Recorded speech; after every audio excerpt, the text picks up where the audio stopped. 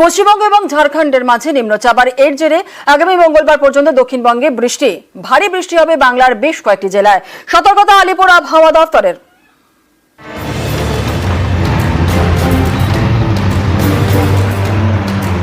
মেঘলা আকাশ, সকাল থেকে কখনো ঝিরঝিরি কখনো অঝোরে বৃষ্টি।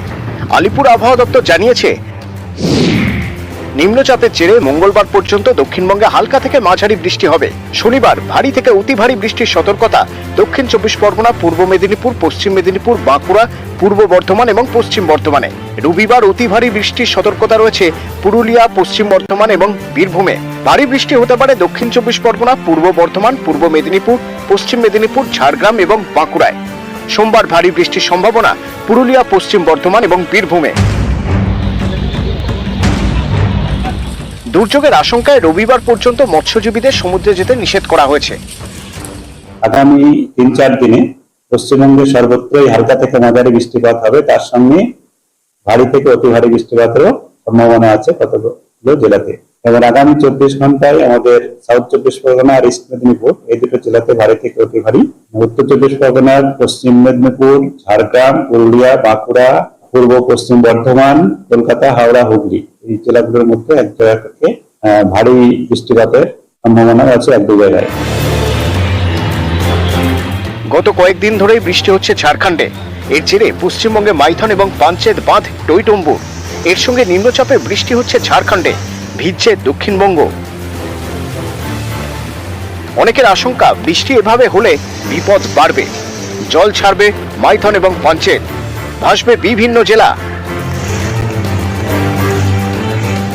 দফায় দফায় বৃষ্টিতে ইতিমধ্যেই বারাসাত, আসানসোল সহ বিভিন্ন জায়গায় জমেছে জল। নিউজ 18 বাংলা। নবান্ন অভিযানে বাড়তি সতর্কতা প্রশাসনের। নবান্ন অভিযানে আইন শৃঙ্খলায় বাড়তি নজর।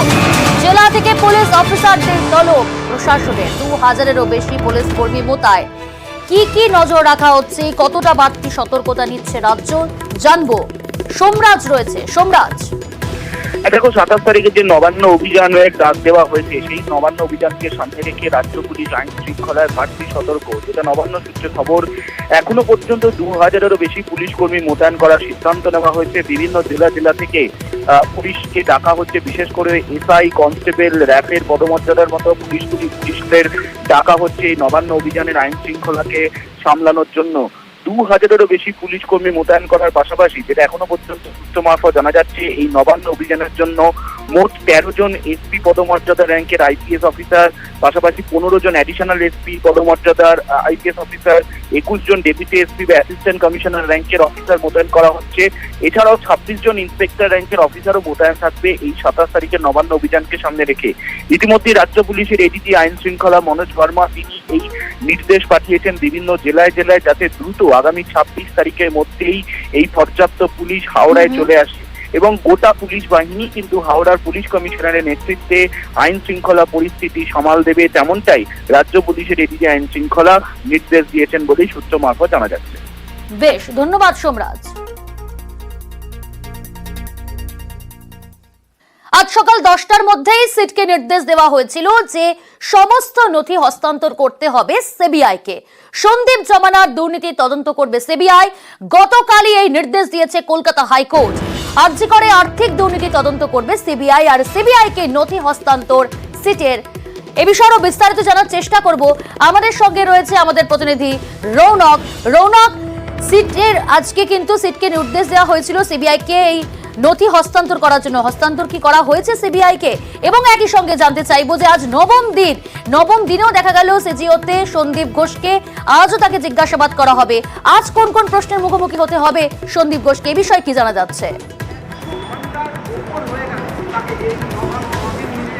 দেখো, একেবারেই গতকাল কলকাতা হাইকোর্টের তরফ থেকে যে নির্দেশ দেওয়া হয়েছিল যে সিটের যে তদন্তভার, অর্থাৎ আরজি করের ঘটনার মামলা সন্দীপ ঘোষের আর্থিক তছরূপে যে মামলা করছে সিট স্পেশাল ইনভেস্টিগেশন টিম, তাদের তদন্তভার কিন্তু পুরোপুরিভাবে সিবিআইকে হস্তান্তর করতে হবে। শুধু তাই নয়, এতদিন তারা তদন্ত করে যে সমস্ত নথি উদ্ধার করেছে, যে সমস্ত নথি তাদের রয়েছে, সেই নথি কিন্তু আর সকাল 10টার মধ্যে সিবিআই এর যে টিম তাদেরকে হস্তান্তর করতে হবে। সেই মতোই কিন্তু সিটের তরফ থেকে আজ 10টার আগেই সিবিআই দপ্তর অর্থাৎ নিজাম প্যালেসে গিয়ে এই নথি ইতিমধ্যে হস্তান্তর করা হয়েছে।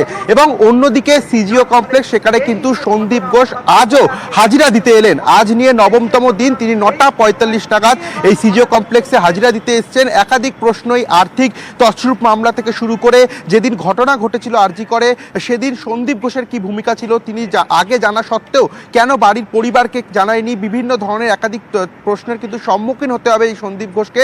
শুধু তাই নয়, যে পলিগ্রাফ টেস্ট, ইতিমধ্যে সেই পলিগ্রাফ টেস্টে কিন্তু অনুমতি দেওয়া হয়েছে এবং সন্দীপ ঘোষও সেই পলিগ্রাফ টেস্টে কিন্তু রাজিও হয়েছে। সেই পলিগ্রাফ টেস্ট করার মতো কিন্তু একটা খবর আসছে যে সন্দীপ ঘোষের পলিগ্রাফ টেস্ট হতে পারে। অর্থাৎ একদিকে যেমন সিটের তরফ থেকে সমস্ত নথি, অর্থাৎ সন্দীপ ঘোষের যে আর্থিক তছরূপ মামলা সংক্রান্ত নথি ইতিমধ্যে সিবিআইকে হস্তান্তর করা হয়েছে, অন্যদিকে আজ নবমতম দিনের জন্য কিন্তু সন্দীপ ঘোষ এই সিবিআই দপ্তরে এসেছে হাজিরা দিতে এবং তাকে কিন্তু আর কিছুক্ষণের মধ্যেই জিজ্ঞাসাবাদ শুরু হবে, এটি একটি বিষয়। এবং আরেকটি বিষয়, সেটা হচ্ছে পলিগ্রাফ টেস্ট, সেই পলিগ্রাফ টেস্টও কিন্তু সন্দীপ ঘোষের করা হতে পারে। প্রিয়াঙ্কা, বেশ।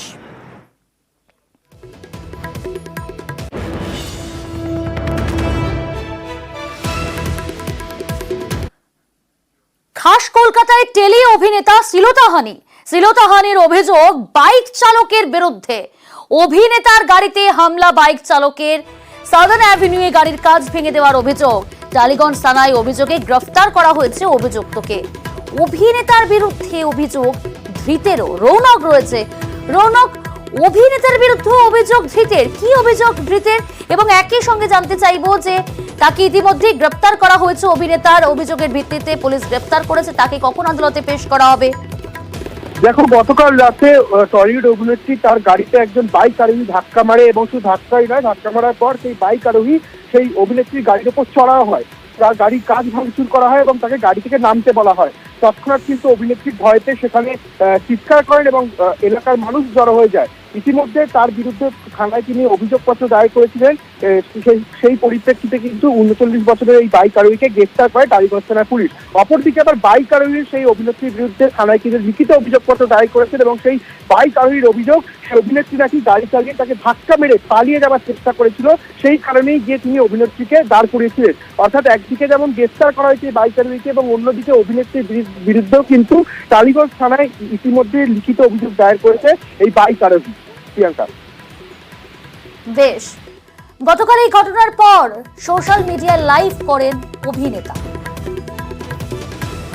আমরা এত কিছু প্রোটেস্ট করছি, এত কিছু চলছে, তার মধ্যেও একটি মেয়ের মিনিমাম নিরাপত্তা বোধহয় আজকের ডেটে আমাদের এখানে নেই এবং আমি সেই কারণেই এলাম।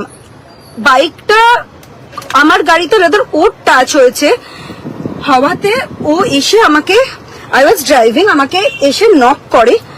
আমি একটু কাঁচ নামাই এবং আমাকে বলে দরজা খুলতে, সাউদার্ন এভিনিউতে। ওকে, আমি বলি যে দরজা আমি খুলবো না।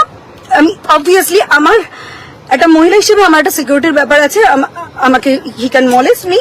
তারপরে এসে ঘুষি মেরে আমার গাড়ির কাঁচ ভেঙে দেয় এবং আমি এখান থেকে উঠতে পারছি না। পুলিশ এসেছে, পুলিশরা আমাকে এখান থেকে রেস্কিউ করবে বিকজ আমার পুরো সব জায়গায় কাঁচ হয়ে রয়েছে। কলকাতা শহরে এটা মেয়েদের সিকিউরিটি। একটি বাইক সাইড থেকে আসে, ওভারটেক করে একটা বাম্পারে আটকায়, আমিও বাম্পারে করি। আমি নিজে ড্রাইভ করছি, আমি একা ছিলাম। আমার সামনে থেকে বাইকটাকে রেখে এসে আমাকে গাড়িতে নক করে এবং আমি একটু কাঁচ নামাই, মানে his body language was like বেরো, কাঁচটাকে তুলে দিই এবং কাঁচটা তুলে ও হাত প্রায় ঢোকাবে ওখান থেকে, এরকম একটা ব্যাপার। এবং ও 3 বার পাঞ্চ করে অ্যান্ড থার্ড টাইম কাঁচটা ভেঙে যায়। ক্যাওসটা যখন চলছে, আশেপাশে লোকজন পাবলিক ওখানে জড়ো হয় এবং ও তখন এগিয়ে যায় বাইকটা নিয়ে চলে যাবে বলে, পাবলিক ওকে ধরে ফেলে। 5 মিনিটের মধ্যে কলকাতা পুলিশ আসে। কলকাতা পুলিশ এবং পাবলিক খুবই হেল্প করেছে। আমি বলি মানে কলকাতায় আমরা very safe, girls are very safe, কিন্তু এটা বোধহয় মানে এই সিচুয়েশনটা এমন আমরা একটা যাচ্ছি না, মানে সত্যি নিজের শহরটাকে অচেনা লাগছে, ভয় লাগছে।